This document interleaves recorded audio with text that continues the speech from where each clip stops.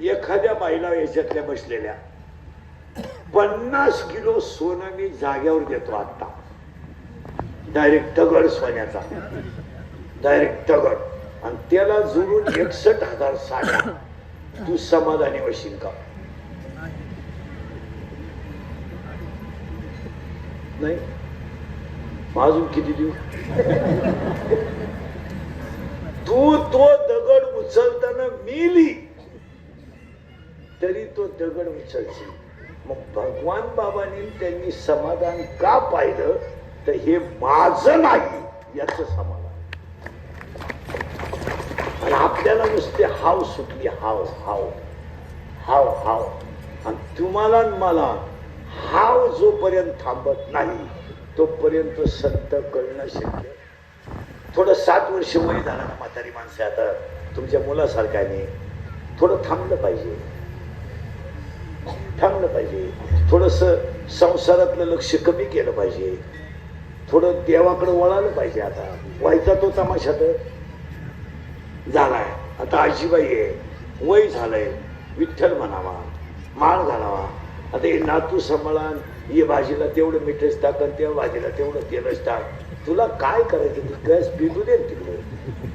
तुला अर्धी मिळती ना, गप राहायचं. माई सून माझं ऐकत नाही. तुझा सुनाचा काय संबंध आहे? तिथल्या पोराची बायको आहे, तुझी कोण आहे? तिने तो बैल इकत घेतलाय, ती गाड्याला धरी नाही तर टांग्याला वापरेल. तुला काय करायचं? तुला अर्धी मिळती, गप राहावा. 66 वर्षे शास्त्र म्हणताय, 66 वर्षाच्या पुढे माणसाने वानप्रस्थ व्हावा. वानप्रस्थ याचा अर्थ भजन करावं आणि मिळेल तेवढंच खावं. आणि 78च्या पुढं माणसाने पुढे संन्याशी व्हावं. मिळालं तर खावं, नाही तर तसं बसावं, पण भजन बंद करू नये. नाही घरच्यात दिलं तर देवळात आहेच ना भाकर. हा, पण तुम्ही जर गावला शिवे पोहतोय नुसती तर फडतच राहिले, काय त्याचा उपयोग आहे? मला एक सांगा. आज तुम्हाला झोपायच्या गोळ्या खाऊन झोपायची वेळ आली, काच समाधान, काच काय आलंय? ज्ञानोबरायाने एक ओवी केली, पाण्यामध्ये बिडूक चाललाय आणि बेडकाच्या मागून साप आला आणि सापानं मागून बिडूक गिळला निम्मा. मग आता बेडकानं भजन मानावं का नाही? तरी ते बिडूक पुढे जीभ काढीत होतं, किडा सापडतो का काय? 9व्या अध्यायात ओवी आहे, किडा साप. आता निम्मा गिळेल बिडूक जर किड्यासाठी जीभ काढितोय तर साप काय त्याला हरिपाठ शिकीन का? साप त्याला गिळल्याशिवाय राहणार. मग तुम्हाला मला जर निम्म काळानं गिळलंय, आता केस पांढरे झाले, कान ऐकू येते नाही, गुडघे कामातून गेले, मेंदू जवळजवळ गेलाय, तरी आपल्या डोक्यात त्या बाईला येसन घालायची, या वासराला पाय खुटी घालायची. येसन घालतो कोण ना कोणला. आणि बाप म्हणला मला कीर्तनाला जायचंय, बैलांना पाणी पाज. आता 12वीचा तोंड गाय, त्याला काय 2 बादल्या पाणी पाजाय रोग झाला का? ही होतीच ती सर. तू धक्का नको लावू, तू सोडू नको, तुला धक्का बिका लावे.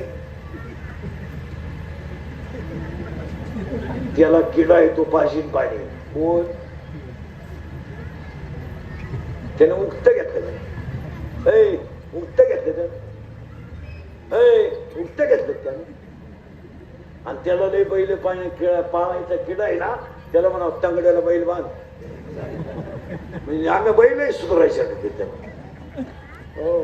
वायसे महाराजांना या परिसरातल्या लोकांनी पहा, नाश्त्याची मदत आहे, पंक्तीची मदत आहे, कीर्तनकारांच्या संत पूजनाची पद्धत आहे, मदत आहे. ही त्यांना नाहीये, ही भगवान बाबाच्या चरणावर मदत आहे. आणि जेवढे जेवढे ह्या सप्त्याला मदत करतील त्यांनी माझं वाक्य लिहून ठेवायचं, गेलेले पैसे 6 महिन्यात निघतील. कारण ते साधूच्या ठिकाणी जातात आणि साधूला दिल्यावर साधू दुप्पट दिल्याशिवाय राहत नाही. का? सदा नाम घोष करू हरी कथा, तेने सदा चित्ता समाधान. मग भगवान बाबांनी अलंकार कोणते घातले?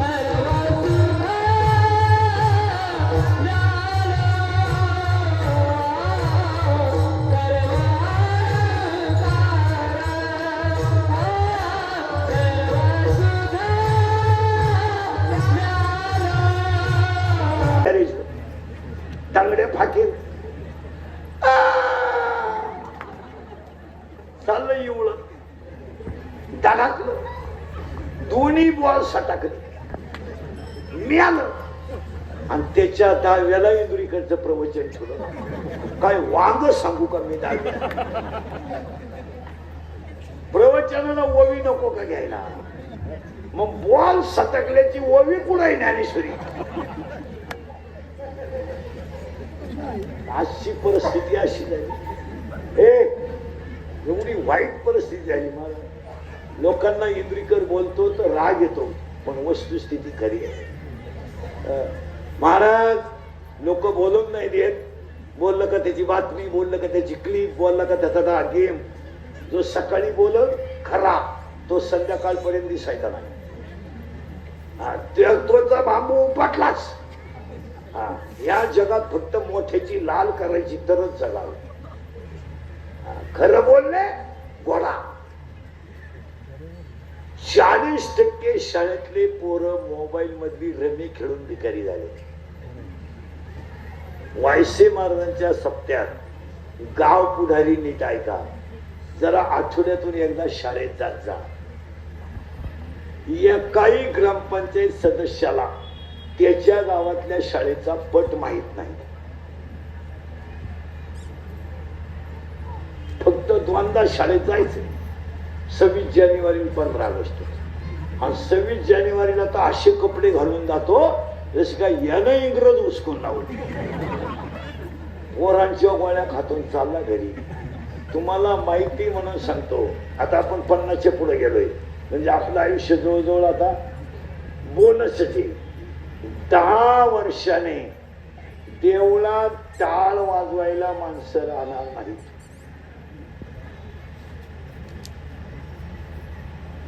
गणपती मंडळाच्या अध्यक्षाला गणपतीची आरती येत नाही.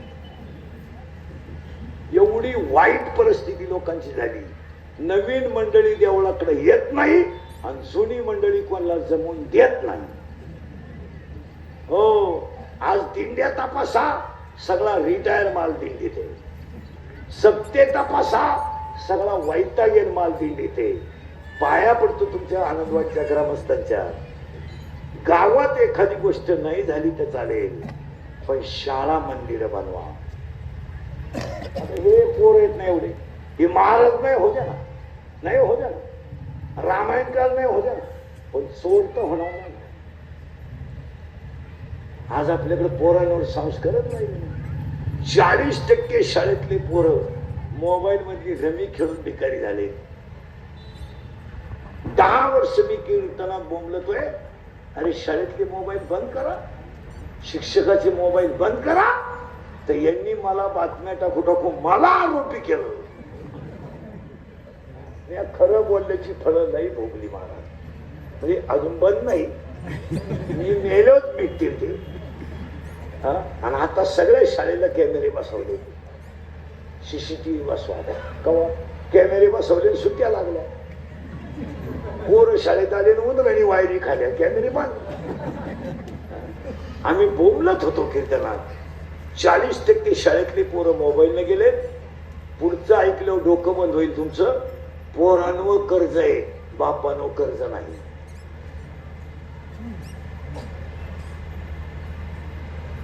पोराचा मोबाईल हप्त्यावर, पोराची गाडी हप्त्यावर. पोराला मोबाईल शॉपी टाकून दिली बापानं. पोरानं गेम खेळायला सुरुवात केली. 4,000 लावले, 9,000 आले. 9,000 लावले, 41,000 आले. 1,000ची पार्टी दिली, 40 गेले. 1.5 लाख गेले. दुकान इकलं. दुकान इकलेली 2 जण कीर्तनात बसले. कर्ज काढायचं बापानं, मजा हाणायच्या पोरानं, आणि पोराची बाजू घ्यायला ही. ही 150 आणि घर सुधराय निघली. ही डायरेक्ट म्हणती कर्ज फेडून टाका, उद्या जर आपल्या पप्पून काही बरं वाईट केलं तर आपल्या इस्टेटीला का आग लावत्या का. म्हणणाऱ्या माया पुढे इथं दोघी जाईल. आणि बापानं 3 गुंठे इकली आणि पप्पूचं कर्ज फेडलं. पप्पू प्यायला लागला. आई म्हणली कुठं कायम पितोय. खरंय का खोट आहे? तुला माहित नाही तुला बाधा माहित नाही? घे बरं माहीत शपथ, तुला माहित नाही? माहित नाही का तुझं पोरग दारू पिते, तुझ्या पोरगा प्रियशी आहे, तुला माहित? हा माहित नाही का आपली पोरगी प्रेमात पडली? माहित नाही? रविवारी पोर शाळेत जाते, जाताना दप्तर नेत नाही, कॉलेजमधून आल्यावर जेवतच नाही, मग कॉलेजने अन्नदान सुरू केलंय का? तुला समजत नाही? पोरगी पळून गेल्यावर म्हणती मला अंदाज आलता, तू काय वामाला बसली होती का? आपण जर म्हणलं तुमची पोरगी पोराच्या गाडीवर डोंगराला हिंडती, हो तिनं वनस्पती शास्त्री घेतले ना, ती पर्यावरणाचा अभ्यास करते ना, तिचा रोज एक तास डोंगराला राहतो, आता काय बोलायचं? आणि इंदुरीकर बोलला का त्याला गोळा. पण वस्तुस्थिती खरी का खोटी बोला. आज अक्षरशः तुम्हाला सांगतो, सांगू नये वाईट वाटतं, बापाने खांदा दिलाय पोरांना. आज बाप जिवंत आहे, पोरं गेले. काय दिवस आहे? आई जिवंत आहे, पोरगा गेला. आणि आज आई जर पोराला पाणी पाजित असेल, बाप जर मुलाला खांदा देत असेल, तर ह्याच्यापेक्षा वाईट दिवस काय आहे? झाला काय वाईट काय करायचे? रात्रंदिवस कष्ट करून बारगाड्या तोडायच्या. अरे पाण्याची बाटली विकत न घेणारी माणसं आहे आपण, मिसळ पाव खाणारी माणसं आहेत आपण. आणि आपण बाजारात गेलो तर एक मेथीची जुडी 3 दुकानात पलटून घेणारी माणसं आहेत. आज मेथी मला जर 20 रुपये म्हणला तर 5 रुपयासाठी आपण 9 पाट्या खालीवर करतोय. आणि आपला पोऱ्या गपक्यात 82 क्वार्टर डोळे झाकून वळतोय, आपल्याला काही वाटत नाही. 100 पोरं जर उभे केले रांगेत तर 93 पोरं दारू पितात.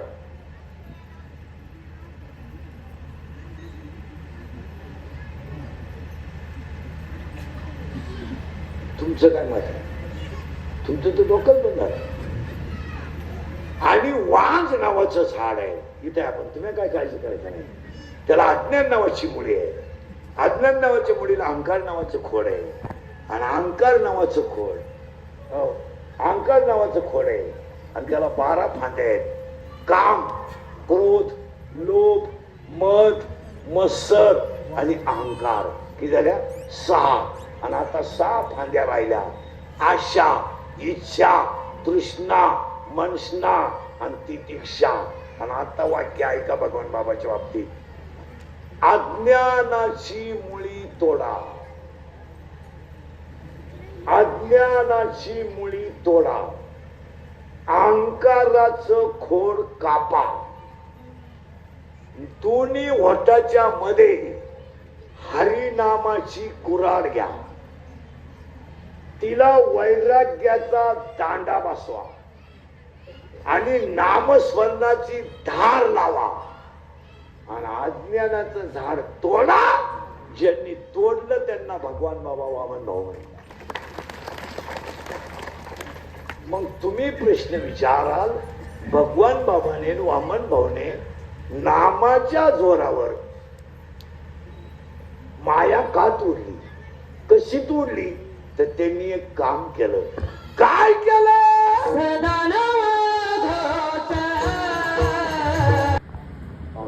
यांच्या नावाचा एवढा मोठा सप्ताह या 8 दिवसापासून का चालू आहे? तर त्यांनी लावलेला वेळ आता खाली नाही राहिला, गगनाला गेला. मग आता तुम्ही म्हणाल महाराज हा वेल कवर राहिलो? अरे वेल आहे तवरच जग राहिली. जग आहे म्हणून वेल नाही, वेल आहे म्हणून जग आहे. ज्ञानेश्वरी आहे म्हणून जग आहे म्हणून ज्ञानेश्वरी नाही. ज्ञानेश्वरी आहे तवर जग आहे. आपण समजणार, आपला विषय नाही. पण चंद्र सूर्य आहे तोपर्यंत ह्या पुण्यतिथ्या अशाच चालत राहणार. जुने म्हातारे सांगतील, बाबाची पुण्यतिथी 15-20 वर्षापूर्वी कुठंतरी देवळात भजन करून व्हायची. फोटो ठेवायचा, दर्शन घ्यायचं आणि 10-5 भजने भजन म्हणायचं. आज 8 दिवस अन्नदानाने पुण्यतिथी होती. बरं, ते अन्नदान छोट नाही. कोणी या जेवणला. आणि सगळ्या सप्त्यांमध्ये 7 दिवस सप्ते होतात. म्हणजे आता पुण्यतिथी पहिल्यापेक्षा 5 पट झाली का बारीक झाली. आणि आता गावात व्हायला लागली. पूर्वी देवळात होत होती, आता अख्ख्या गावात. आणि प्रत्येक गावात आता नाही काही तरी फोटो तरी लागायला लागले. का? येल कुठे गेला? गगनावर गेला. आता तुम्ही म्हणाल ह्या याला खाली आणता येईल का?